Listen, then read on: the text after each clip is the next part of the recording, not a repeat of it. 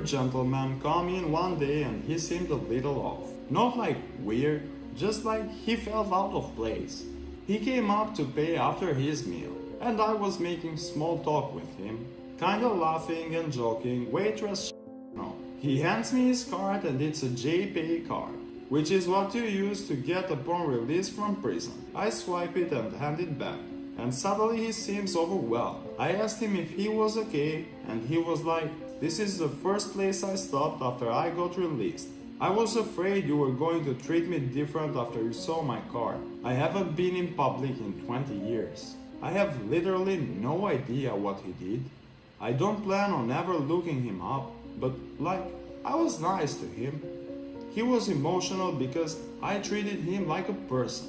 Well, that is really sweet, and people every time, every day get discriminated for how they look, for how they have cut their hairs, for their shape of the body. But imagine someone who has been 20 years in prison. What is the reputation he has built on his mind from himself? And that's why I think he got surprised about your reaction. Keep going. Treat everyone equal. Spent 6 years behind bars. When I got out, the biggest shock was the beautiful sights and colors. I forgot how gorgeous nature was. It put the thought into my mind that I never want to go back, because there is no beauty in prison. The beauty is on the outside, and every day still take in the amazing outside world for what it is. I also am having fun with new technology, and this too really makes you sad. I understand that people have to pay for their crimes, but not getting any outdoor time is insane.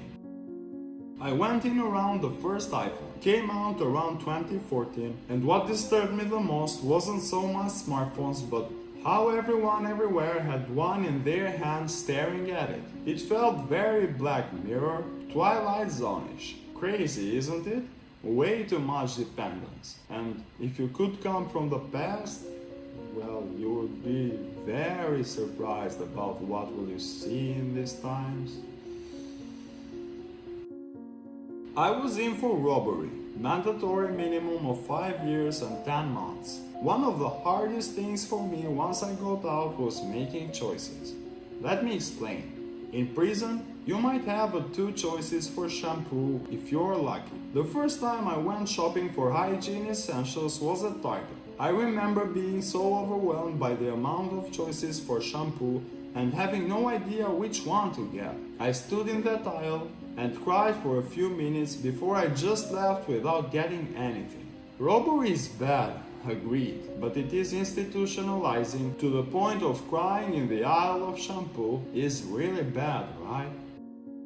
My father was a counselor in a state prison for 12 plus years. He told me the inmates would often talk about wanting to feel their bodies submerged in water, taking a bath, swim, etc.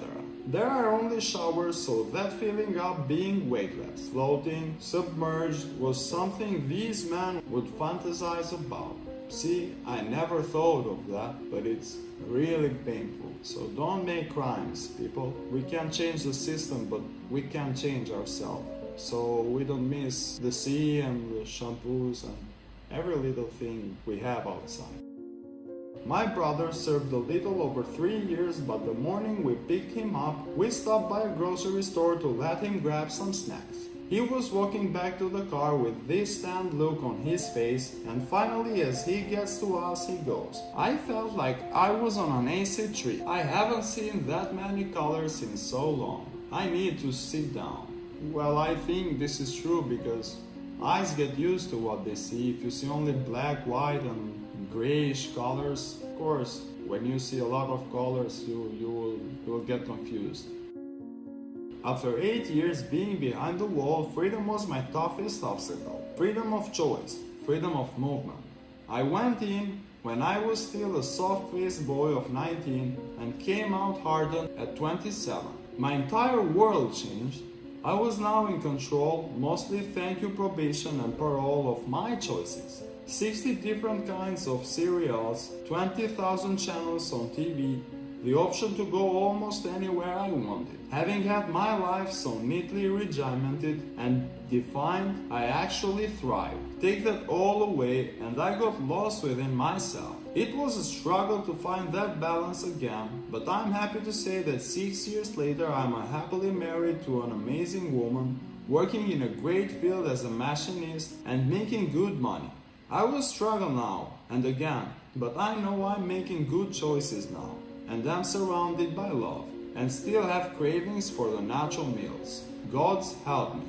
So happy that you are doing well. I interned at a private criminal defense firm. The most notable shock of any of our released clients had to be one man who was in prison for 16 years. He had a daughter who was just a child at the time he was incarcerated. And when he got out, she had just had a baby, his first grandchild. She didn't tell him about the pregnancy beforehand. She wanted it to be a surprise upon his release. I wasn't there when our old client met his newest family member or his now adult daughter, but when we came in a few months later, he still couldn't talk about the new baby without crying happy tears. He had a picture in his wallet of his daughter when she was little. He brought with him to prison and showed us the new picture of his grandchild. He keeps with it now. Now this is a good reason to stay out of prison. You forget about the details of things, like the way carpet feels on the bottoms of your feet, what it feels like to shower completely alone and without flip-flops on. In prison, you have a certain number of smells that you are exposed to every day. Think of them as first page of the book. But when you get out, you have the rest of the book available. It's a lot to take in all at once. With social media and everything, there is an acknowledgement of the passage of time. When I got locked up, I left a lot of friends and family behind and did 3 years on my own. No visitors, no calls, no mails. When I got out, it was a trip to get on Facebook and Instagram and see how everyone I was ever close to had moved on with their lives, having kids, getting married, getting fat, losing weight, starting and quitting jobs, falling out with each other, some even passing away. People think about a prisoner doing time but don't understand that the time does not. You are frozen in it while you are stuck in a constant loop of the same day every day. The rest of the world moves on without you. When you get home, you feel left behind. It's an anxious panic to catch up after that. I still don't understand why anyone didn't visit you or called you. We don't know what crime you made. That was an excellent description.